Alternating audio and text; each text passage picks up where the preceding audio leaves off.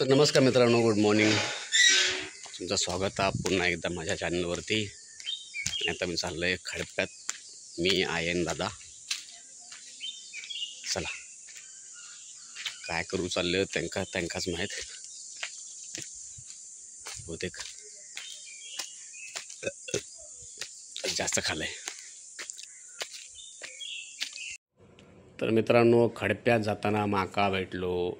यो आपलो सगळ्यांचा मित्र आणि येणाऱ्या काळात अजून दुर्मिळ होत जाणारा प्राणी. मी याच्यासाठी म्हणतो आहे कारण का तुमका पण चांगला माहिती आहे ज्याप्रमाणे शेतीचं नूतनीकरण होत चालला, आधुनिक तंत्रज्ञान येत चालला, त्यामुळे ढोरांची संख्या आता कमी होत चालली. त्यामुळे आता अशी अवस्था की येणाऱ्या काळात येणारे दुसरी तिसरी चौथी पिढी आमच्या पुढची कितपत बघू शकतील ह्यांका प्राण्यांका आता माहीत नाही. तर ह्यो मध्ये भेटलो आणि माका का वाट देत नव्हतो म्हणून माका दुसऱ्या वाटेने जाऊचा लागला. आणि तसं बघता बघता पुढे दादा निघून गेलो. आई तर माझी खयच्या खय निघून गेली. आणि कारण का आई जेव्हा आमच्या जंगलात जाता भाऊ माझ्या रानातना चालताना तिचा हात कोण पकडू शकत नाही, एवढी फास्ट चालता. आणि ह्या जर तुम्ही एक व्हिडिओ बघितला असेल याच्या अगोदर रसिका हा येऊन गेला आणि आई बरोबर, तेव्हा त्यांना ती व्हिडिओ पण टाकल्या होती. जर बघितला नसाल तर नक्की बघा. एवढी शांतता वाटत होती ना जाताना वरती.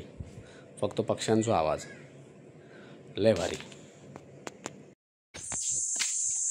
लहानपणी खूप येऊ मिळायचा. म्हणजे कधी कधी जेव्हा मेमध्ये आम्ही यायचो ना तेव्हा, कारण तेव्हा अशी काय गॅस वगैरे नव्हतं, चुली होत्यो. आणि चुली असल्यामुळे लाकडासाठी येऊ मिळायचं. मग त्यावेळी त्या निमित्ताने मग मेमध्ये करवंदा, काजू, कधी करवंदा मी एवढी खायचो वगैरे येऊन.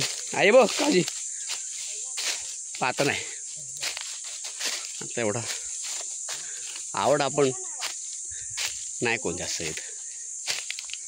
आणि ते इथं पोरालय होती गावात, आता एवढं कोण नाही जास्त. हे बघा खायनं पुढे जाऊ वाटच नाही. एक खायना खाई घेऊन चालेल, मला काय कळत नाही. दादा नीट रस्तो कर बाबा. गचाड बघा कसा काय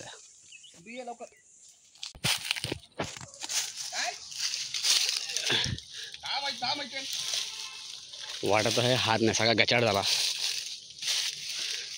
गुड हे बघा दा थांब रे. रस्तो करण्या एवढं हान पण नाही बघा ना, सगळं गज. तर मित्रांनो, हे पुढे जाताना माका काही गोष्टी आठवतो लहानपणीच्या. तो म्हणजे हो की लहानपणी मी जितो आणि आज बरीच पोरा आम्ही वरती यायचा करवंदा खाऊ. आता करवंदा खाऊ पण ते कोण जात नाही कारण का एवढा गचाड झाला. तुमचं ह्या दिसत असत ना दादा बघा असं कसतो रस्तो क्लिअर करत चाललो. पहिला हा इझिली योग व्हायचा कारण का तेव्हा लोक किंवा पोरा म्हणा किंवा लाकडांका जेव्हा लोक सगळी आमच्या आई पप्पा आणि यायचे काकी आणि सगळे, तेव्हा वाट प्रॉपर होती. आता वाट नाही, त्यामुळे आता कोण येत नाही. फक्त डोराच इली तर ती पण आता जास्त वर जात नाहीत. पण खरात तुमका आई शप्पथ सांगता एवढा भारी वाटा होता. आता वरती आभाळ किती बघा स्वच्छ वाटतं आणि खाली सगळी रान जंगल आणि तो पक्ष्यांचा तो आवाज. हा म्हणजे मेडिटेशनसाठी सर्वात बेस्ट उत्तम जागा. फक्त एवढाच अंगात हिंमत असत तर जावा एकट्यात, कारण का एवढा गचाडा जबरदस्त. वातावरण तर बघ कसा वाटतं आता, किती भारी वाटतं है ना मित्रांनो. आता दादा रस्तो बनवता पण आई खायना गेली हे आमका अजून माहीत नाही. ह्या वाटेने गेली पण ती कशी वाकून गेली काय खबर नाही. तर दादा जाऊ माका जाऊ दादा रस्तो बनवता.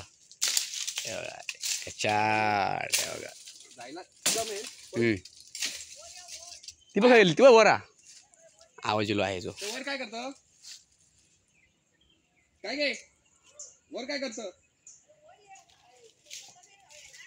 माहिती आहे ना मित्रांनो फक्त कडे येताना थोडी काळजी घ्यावी लागते, कारण का तुमका आजूबाजू बघून जावं लागतं खाली, कारण का पत्तर होतं बघा, एवढं पत्तर हो आकडे, एका दुसरा जर जनावर असत ना तर भारी पडत. सो काळजी घेऊन पुढे जावं लागतं. नाहीतर झाला मग त्यात वरणा पण असतं, हुमले वगैरे. हुमले म्हणजे मुंगळ्या असतात लाल लाल कलरच्या, तर आमच्याकडे हुमले बोलतात. मग असे वाले मागा 2-3 सावले, तर आपण तुमका सांभाळावं लागतं. जर नाही सांभाळ झाला मग काशी झाली. वरना काटे असतात खाली पायाखाली, ते वेगळे. बरेच स्ट्रगल असते, पण ॲडव्हेंचर चांगला आहे, बरं भारी वाटतं. ट्रॅकिंग करणं आणि जंगलात फिरणं जमीन आसमानचा फरक आहे.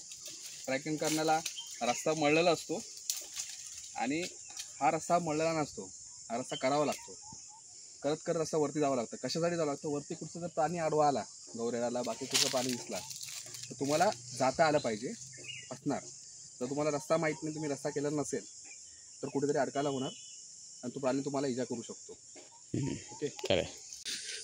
करवंद भेटला पण तर कच्चा, करवंदी कच्ची आहे नको बट दाखव रे. थांब खालो. हे कच्ची खायची, ते मीठ वगैरे हवं तर खाऊ मजा येतं. हे बघा एक्सलंट आहे. पिकली का नाही रे आता पण यावेळी? शी, तो द्यायचा ना. करवंद पण कंटाळी वाटतं, पिकून कोण खाऊ घेत नाही म्हणतात. पहिली करवंद इतकं एवढी पिकायची काय माहीत, मी लवकर इलंय की करवंदच नाही पिकलीत काय कळत नाही. मेच्या ह्याच्यापर्यंत होतं पिकतच, काय अंदाज नाही. तर बरी वर्ष आली त्यामुळे आता काय माहिती पण पडत नाही. मित्रांनो आता मला तर ऊन लागू लागला, वाजले 9:45. आम्ही अजून सगळे जाऊचा अजून पोचलावत नाही आम्ही. लय वाटी आहो, ते नुसतं आहे बघा वाटच बनवता.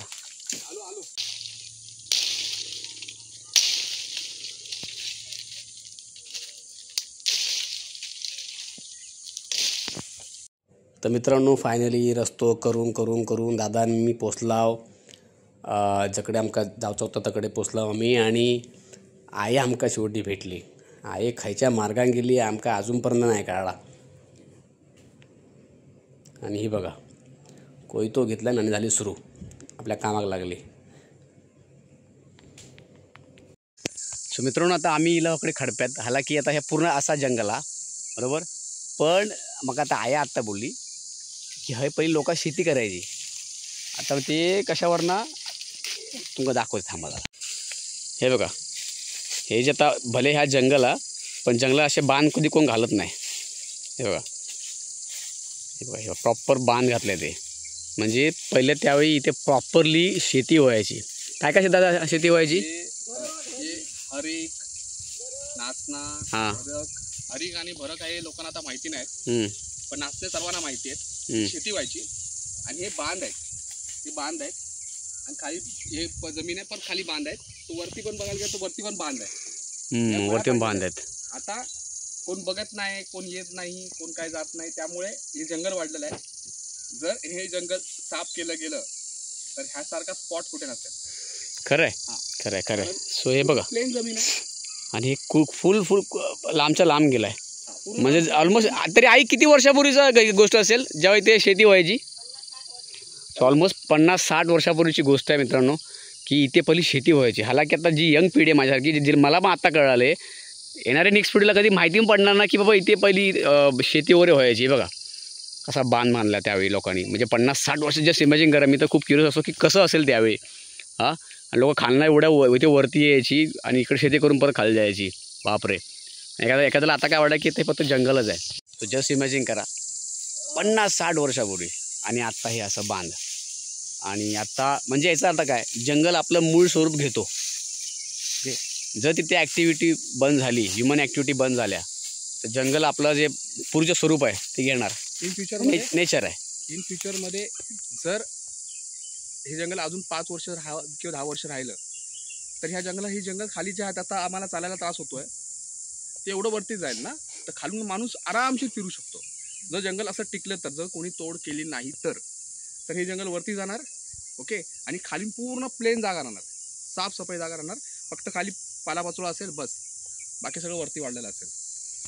तर मित्रांनो हे बघा, हे मतलब हे खूप इंटरेस्टिंग आहे ना, की बाबा तिथे मला आता जरा मी जस्ट क्युरियस झालं, अरे इथे पुढे शेती व्हायची यकीन नाही होणार, कारण का पूर्ण जंगल आहे बघा, पूर्ण जंगल आहे. मी इथे आलो मग मला कळलं पण नाही. जसं मला हे बघितलं, बांध इथे दगड बांधलेत इथे जंगलामध्ये मोस्टली असं कधी येत नाही, राईट. तर इंटरेस्टिंग आहे ना, म्हणून गाव का आणि कोकण का अमेझिंग, आणि का टिकलं पाहिजे कोकण आणि जंगल, अमेझिंग. सो मित्रांनो आता आम्ही परत घराकडे. तुम्ही आता काय बघलंस ते जमिनी वगैरे, हां, आणि आता परतीच्या वाटेवर. हे थांब रे माझ्यासाठी,